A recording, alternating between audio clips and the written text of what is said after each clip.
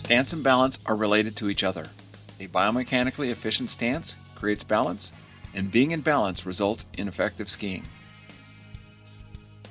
For the skier, for the ski racer, these cannot be separate.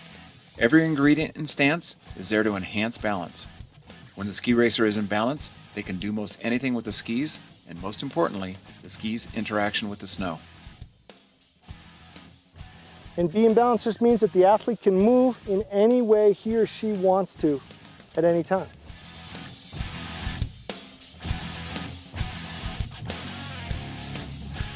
Technique, while thought of as important, is actually a spin-off of the need for balance, which is created by stance, which results in technique. Trying to force an athlete into a technique is putting the cart before the horse. Technique is a result of the need of the athlete to be or stay in balance. In slalom skiing, balance is everything. We ski through a lot of rough conditions, different types of snow.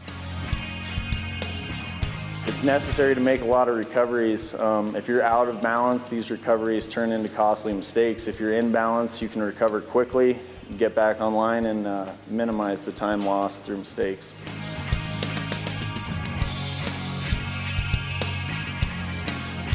One of the most basic aspects of fast skiing is being in balance. Consequently, balance is the most important prerequisite of technique. Balance is not an on or off, black or white proposition.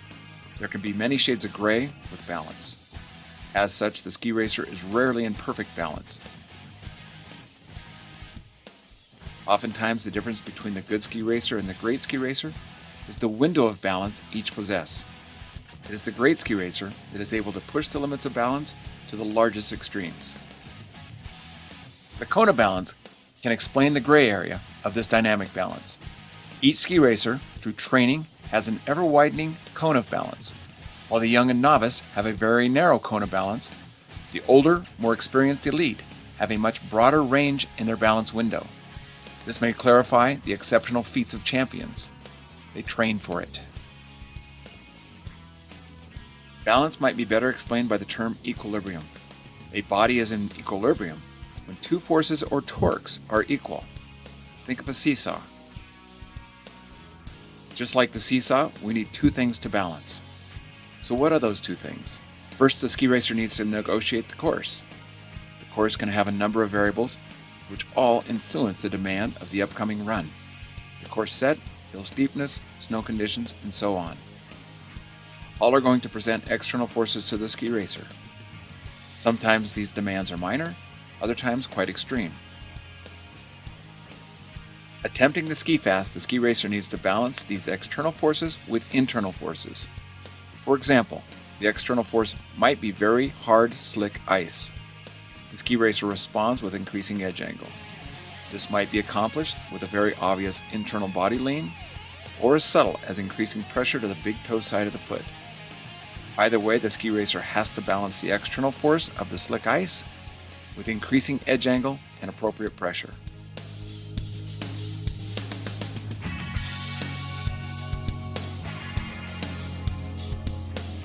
By orienting the skis against the snow, the ski racer can resist or be in equilibrium with the external forces. Therefore, the goal of increasing balance is doing something with the ski that balances out something that is going on in the turn.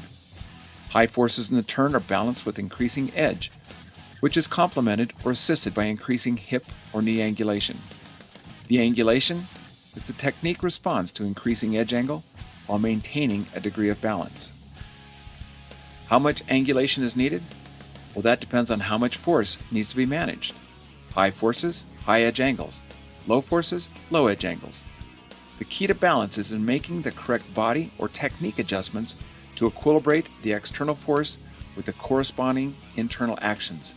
In essence, the skier is in equilibrium with the environmental demands. It must be remembered that balance is not the goal. Skiing fast is the goal. Being able to have a large window of balance allows the ski racer to explore more options to create ski-to-snow interaction in which to maintain and find speed.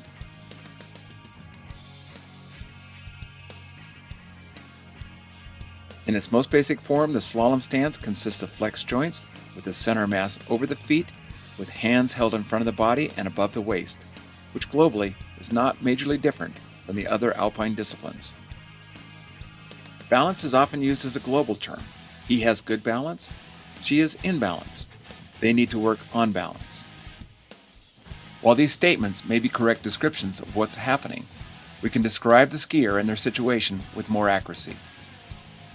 We can describe out of balance in 3 planes or directions. They can get out of balance fore or aft. They can get out of balance when leaning in or a side-to-side balance problem. And they can get out of balance by rotating their upper body in the same direction as the skis. A rotational balance problem by not providing an opposite force to the ski's rotational direction. So balance is not just balance, but balance challenged in one of the 3 cardinal planes. Let's now look at each of these 3 balance possibilities.